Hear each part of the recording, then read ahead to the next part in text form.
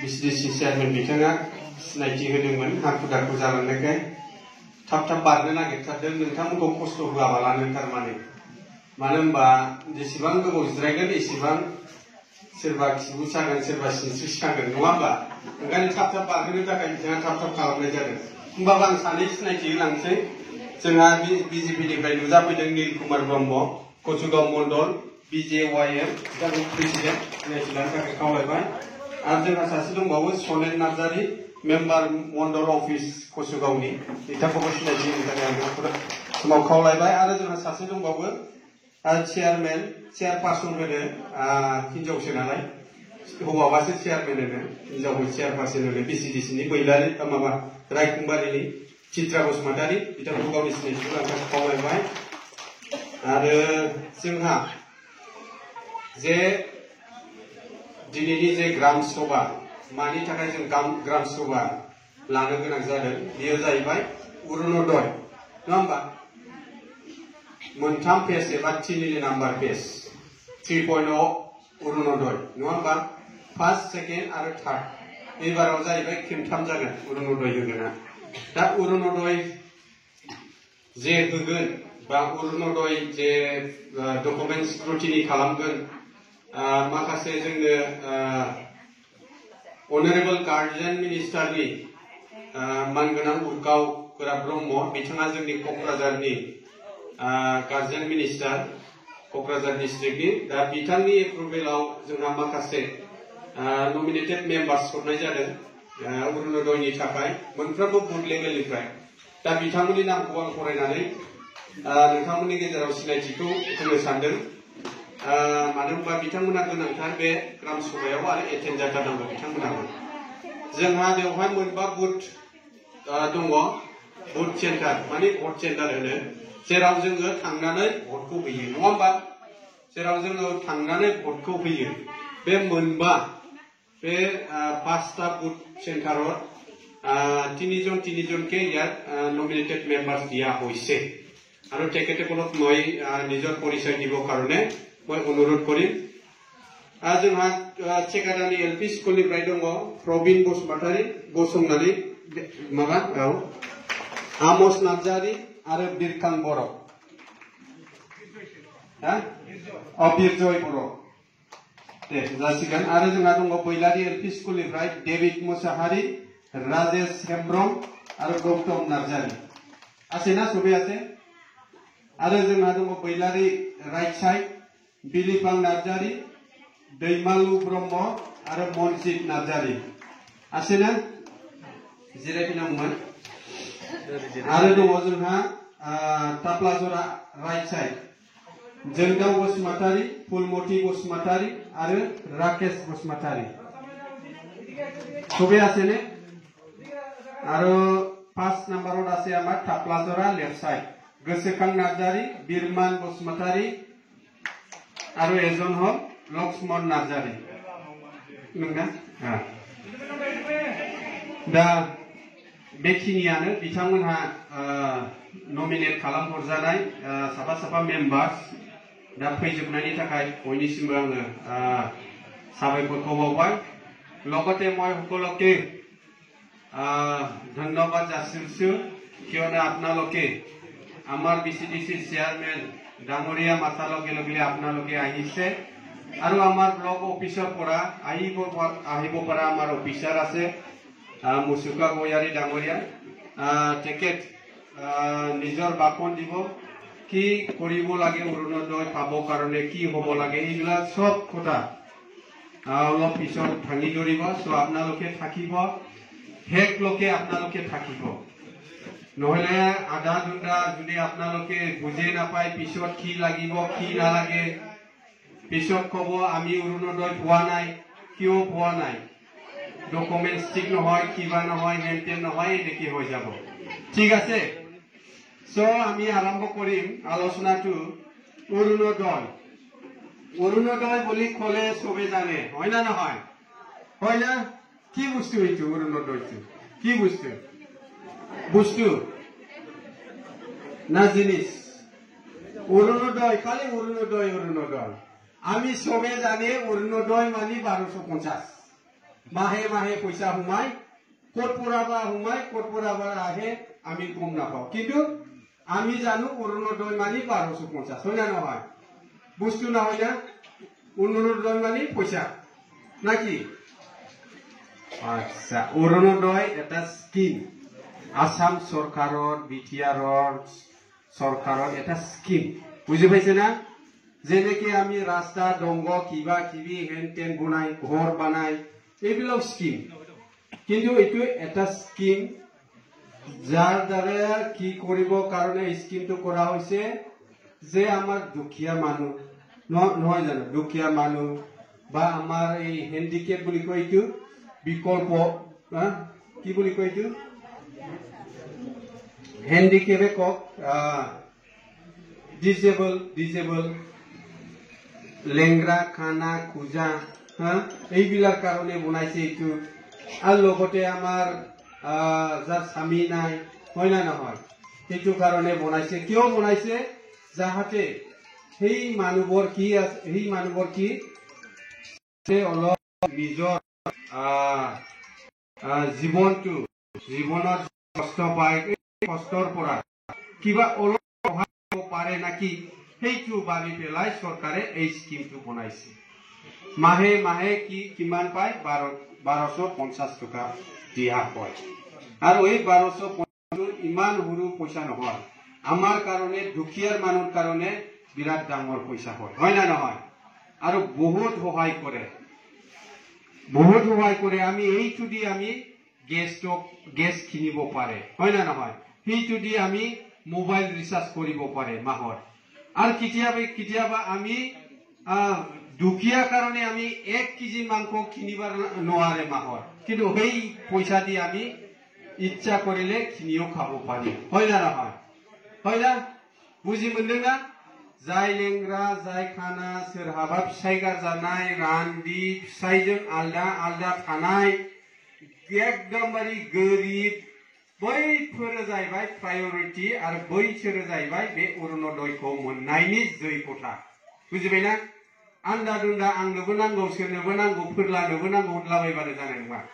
नियम नीति दंजोबो बाहाय जाय मोनथारनांगौ बियो मोनथारनांगौ नङा होमबा मोनथारनांगौ मानो होनोबा सरकारनि उद्देश्यआ बेसो जे जाहाथे बैबायदि दुखिया मानसि बैबायदि जे लेंग्रा खाना खुजा बिराद खस्थआव सोलिनानै दङ जाहाथे बै बिथांमोना थांनानै थानायाव एसेब्लाबो सहाय मोनो बिनि थाखायसो नैबे स्किमखौ बानायनानै होनाय जादों सरकारा जे बिथांमोना 1250 टाकाजों जाहाथे मास मोनसेयाव एसेबाबो अनसुंथाइ मोनथों बिनि थाखाय बेखौ बानायनानै होनाय जादों बुजिबायना बुजिदों ओंखायनो जोंथ' बयबो लुगैयो आंबो लुगैयो नैबेबो लुगैबावोसो बिसिनो अफिसाराबो खिन्थु बे मोननाय नङा बे मोनबा बेना साख्रियासो दानजागोन माथो नङा होमबा मोननाय नङा जो आरो सोरबा जुदि सरकारि साख्रि मावो बेवहाय लेखायाव लिरनाय दंथारो आसानो आंगनबादिनो मबेबा मोनसे साख्रि फिसा हक गिदिर हक साख्रि मावनाय गभर्नमेन्टनो इभेन टेक्स होग्रा मानसिफोर बिजनेसमेनफोर नङा होमबा इनकाम टेक्स फाइल थायो नालाय टेक्स होग्रा मानसिफोर बैसोर मानसिफ्रा नैबे अरुणोदयनि इलिजिबल केटेगरियाव गोग्लैया जाहैदों बिसोरो मा नन इलिजिबल बिथांमोना मोननो हानाय नङा बिदि लिरनाय दङ बुजिदोंना बुजिबायसै ना बुजिबायसै बुजिना पाइलियो बुजिफाबाव किसु बेबायदि ओंखायनो जोङो मोननो बयबो लुगैयो किन्तु जाय बिथांमोना मोननांगौ जों बिथांमोननो होग्रोनांगोन नङा होमबा जों बिथांमोननो होग्रोनांगोन आरो मोनसे खोथाखौ गोसोआव ला लासै लासै लासै लासै नङाबा खोनसेनो जाया नङा होमबा मोनसे बिल्डिंआ सानसेयावनो लुफुंजायो नामा लुफुंजायाना लुफुंजायो लुफुंजा नों खस्थ' खालामनानै थाखा फैसा गासिबो मिस्ट्रि टिस्ट्रि हमजोबनानैब्लाबो लुफुंब्लाबो बियो लुफुंजागोन बियो अखानायै थाम बायफिनगोन बायनाय नङा बायगोन ना हाजार बोलो थाखा फैसा गारजोबबाबो बे लुफुंजाबाबो बे गोग्लैफिनखागोन आरो मानो होनबा बेहा सम दङ सम नांगौ नङा होमबा समजों लोगोसेसो बे बिल्डिंआ जागोन दिनैनो लुनो होनबानो दिनैनो जाया दिनैहाय इथा मोनब्रै जाबनांगोन दै लुनांगोन अखानायै रानांगोन आरो बिनि उनाव इथा मोनब्रै जाबनांगोन बिदि फारि फारि फारि फारि बेहा सम दंखायो समनि सिगां मालाबाबो जाया आरो समनि सिगां जानाया बारा मोजां जाया जायोसै 9 मासाव गथ'आ जन्म जानांगौ बियो 6 मासाव जाबा जागोन नामा जायाना सम दंजोबो बयनिबो थाखाय बेखायनो बुंदों बयनिबो थाखाय सम दङ एकदमबारे हाखु दाखु जानो नाङा आं बुंनो नागिरनाया बिसोर दिनै मोनजोबाबाबो गाबोन मोनगोन गाबोन मोनजोबाबाबो समफोर मोनगोन नङा होमबा लासै लासै माहाजोनफ्रा उनाव लाथोंसै एसे एसे नङा होमबा फारि फारि फारि फारि फार्स्टआव गोरिब गुन्द्राफ्रा लाथोंसै सेकेन्डआव जोंहा एसे गारि घोड़ा दं नालाय सेकेन्डआव जों लानोसै थार्डआव नोंसोर साख्रि दं बिसोर लाथोंसैलाय फारि फारि नङा होमबा दा बेबायदि खालामलांनोसै ओंखायनो खाबदाब जानो नाङा जाय बिथांमोना मोननांगौ बै बिथांमोननो होनांगोन आं बे बाथ्राखौसो बुंबाय थादों दिनैहाय गभर्नमेन्टआ बुंबाय थादों रेशन जाय बिथांमोना रेशन कार्ड दङ बिथांमोना साफ्रोमबो अरुणोदय मोनगोन होनदोंना होनाखै होनदोंना नोंसिनाव रेशन कार्ड दंजोबो ना दंजोबो दाना रेशन कार्डखौ माबायदि मानसिया मोनो दे माबायदि मानसिया मोननांगौ रेशन कार्डखौ गोरिब गुन्द्रा जाय बिथांमोना बोसोराव 2 लाखनि गाहायावसो इनकामा जायो नङा होमबा बिथांमोनासो रेशन कार्ड मोननांगौ मानो मोननांगौ बिथांमोननि थांनानै थानायाव जाहाथे एसेबाबो बै माइरंआ बै आदारा बै दानाया जाहाथे सहाय होयो बिनि थाखायसो नङा होमबा ओंखायनो बिनिखायनो बुंदों रेशन कार्डआ मोनसे गोरिबनि मोनसे डकुमेन्ट्स बियो बे रेशन कार्ड गोनां माने बिथाङा गोरिब आरो जुदि नैबेफोरबायदि बिथांमोना जुदि रेशन कार्डखौ लादोंब्ला बेथ' बिराद गिदिर थगायनाय जागोन नङा होमबा थगायनाय जागोन सोरबा सोरबा थगायनानैबो लायो एकदम माहाजोनफ्रानो रेशन कार्डखौ लायो किन्तु रेशन कार्ड माने गोरिबसो नङा होमबा गावखौनो गाव गोरिब बानायनानै लानाय जागोन ना जाया बिसोरलाय आरो लोगोसे थगायनाय जागोन बेनिखायनो आं बुंदों जाय बिथांमोना गोरिब गुन्द्रा एखेबारे बिथांमोना अरुणोदयखौ मोननांगौ सरकाराबो बेखौनो बुंदों दिनै जोङो नोंथांमोननो जोङो बुजायनोसो फैदों नङा होमबा दाना अरुणोदयआ दिनैनो मोनगोनलायनो मोनगोनसै दिनै मोननाय नङा दिनैहाय फर्मबो फैयाखै अरुणोदयाथ' फर्म नांगौ नङा होमबा अरुणोदय फर्मनि जि दावराव जायो नङा होमबा फर्म फैबाय होनलाय नैलै उमुगना फर्म फैबाय नंगौ नामा जोंहाबो थांनाय सिगाङाव जोंहा चेयारमेनाव सामफ्रामबो फैयो मानसिफ्रा नङा होमबा बेबायदि जायो किन्तु अरुणोदया फैगोन फर्मआ फैगोन बिनि सिगां सिगां माखासे जोङो खामानिफोरखौ रेडि खालामनानै लानांगौ नङा होमबा बल फिल्डआव हाबनायनि सिगां जोङो जुदि जुथा मुजा जार्सि इजार गाननानै बल फिल्डआव हाबालाबानो बल जोखांनानै फैनानै जार्सि इजार जुथा गानबा जागोन नामा जायाना जोनायनि सिगांसो गाननांगोन दा जोङो अरुणोदय फर्म फिलआप खालामनायनि सिगां जोङो जोंनि डकुमेन्ट्सफोरखौ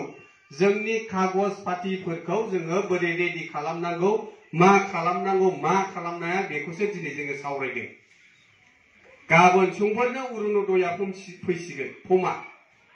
बिनि सिगां जों गासिखौबो रेडि खालामजोबनांगौ बुजिदों दा बुजिबायसै ना बुजिथ'वाना পিছত বুঝি পাব বহুত ভাল আদিবাসী কব পারে আমার অফিসারটো আদিবাসীত কব সান্তালত কব সব পিছত আপোনালোকে বুঝি আমি মই এতিয়া অসমীয়া কলেও আপোনালোকে ভালদৰে বুজি নাপাব হয় না নহয় সো এইটো কাৰণে আমাৰ আদিবাসীত কোৱা মানুহ আছে ভালদৰে বুজাই দিব बेखिनिखौ बुंबाय आरो बाराथ' बाथ्रा बुंनांला जोंना नमिनेटेड मेम्बार्सफोर दङ जे जाय बिथांमोना डकुमेन्ट्सखौ लाबोखादों रेडिखा नङा होमबा नोंथांमोना जोंनि पोलिं स्टेशन अनुजायै जोंना बेवहाय दङ भट सेन्टार मोनबाखा गावबागाव भट सेन्टारनि गावबागाव जोंहा मेम्बारफोर दङ बिथांमोना दा नाजावनानै मोनसे जायगायाव ज' दोनगोन जोंना अफिसार बिथांमोना लानानै थांगोन नङा होमबा बिनिफ्राय प्रायोरिटी स्क्रुटिनि खालामगोन प्रायोरिटिखौ स्क्रुटिनि नायगोन सोर प्रायोरिटि नङा आरो बिनि डकुमेन्ट्सआ क्लियार जायोबा बिथांमोननो अरुणोदयखौ होनाय जागोन नङा होमबा नंगौ दा नंगौ बेबायदिनो सिस्टेमा दा खिन्थु आं मोनगोन नों मोनो बेबायदि नङा बयबो मोनगोन खिन्थु मोनथावथाव मानसिया बयबो मोनगोन मोनथावथाव नङाबाथ' एसे उनाव लानांगोन नङा होमबा जों बायदिया नै बिसोर बायदियाथ' लास्टआवसो लानांगोन बिसोर बायदिया दा ओंखायनो आं बेखिनिखौ खावलायबाय जोंना दैदेनगिरिफोर दङ बिथांमोनाबो बुंगोन आरो जोंना अफिसियेल मानसि दं बिथाङाबो बुंगोन आरो जोंना बिसिडिसि चेयारमेन दङ बिथाङाबो मेनटेन खालामगोन गासिबो खोथाफोरखौ नोंथांमोना क्लियारलि सोंनानै ला जाय बिथांमोना बुजियाखै सोंनानै लाथारनांगोन मा डकुमेन्ट्स नांगोन होननानै नङा होमबा रेशन कार्डआथ' नांथारगोन नङा होमबा रेशन कार्ड नांगोन आधार नांगोन जोंहा ओमफ्राय मा होनो रेशन कार्ड आधार कार्ड मा होनोमोनलाय मोनसेया इनकाम ओमफ्राय मोनसेया मामोनलाय हा औ एकाउन्ट गैयाबा मा हाबगोन दे फैसाया नङा होमबा नांथारगौ ना बेयो मेन नङा होमबा मेनबो जायो औ नांथारगौ खिन्थु एकाउन्ट गैयाबा खिन्थु आं हारसिं आंनिखौनो हरजोबनानै लागोन नोंसिनि फैसाया आंनावसो हाबफैजोबगोन गासिबो दा एकाउन्टआ नांगोन आरो एकाउन्टनि खोथायाव आं बुंसै एकाउन्टआ एकदमबारे नोंथांमोननि एकाउन्टआ आधार लिंक थाखानांगोन बेखौले बुंखाबाय आधार लिंक डिबिटि माने डाइरेक्ट बेनिफिसिट ट्रेन्सफार खालामो बेंकआव थांनानै अब्लासो फैसाया बेयाव हाबगोन जोंनि बे सब समय फैसा हाबबाय थानायजों बैजों एसे डिफारेन्स जायो नङा होमबा जाय बिथांमोनहा न' मोनदों बेवहाय PMAYC न' मोनग्रा दंना बेयाव न' मोनग्रा दंना जाय बिथांमोनहा मोनबाय बिथांमोना थिखा बिसिना फैसाबो हाबखाया बे आधार लिंक नङाबा डिबिटि मा सिस्टेमाव हाबाब्ला बिथांमोननो मोनखाया ओंखायनो बै बुस्थुफोरखौ खालामनानै लानांगौ जाय बिथांमोना एकाउन्टआ आधार लिंकबो नङा डिबिटिबो नङा ओंखायनो नैबे मोननैखौ नोंथांमोना एकदमबारे खालामनांगोन नङाब्ला उनावहाय ओरैबायदि जायो अरुणोदयआ सेंसन जाबाय उमुकनि नामाव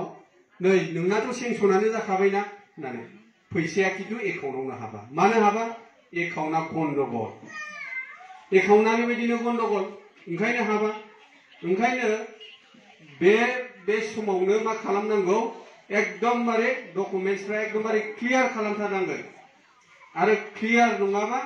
बेले बेजे जाबाय थागोन आरो बेले बेजे जायोब्ला नोंथांमोनानो फिन खेबसेबाव आरो बियो मा खालामगोन अफिस खारनो गोनां जागोन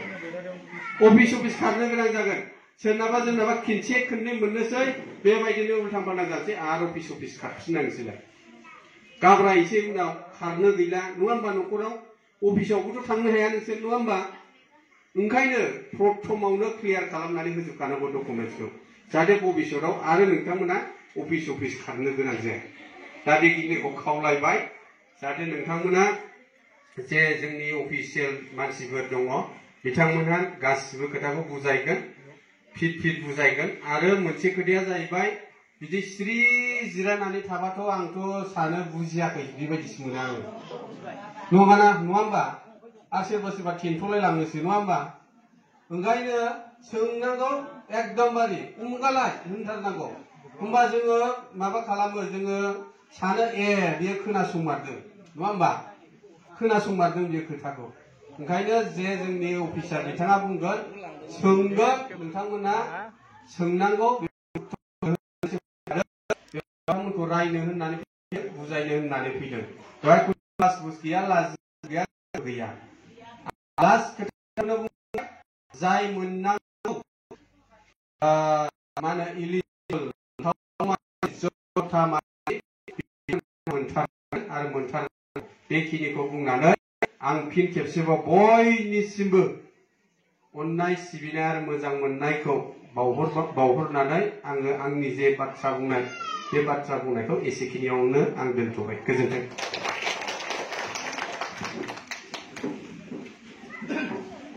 दासो बिबुंथि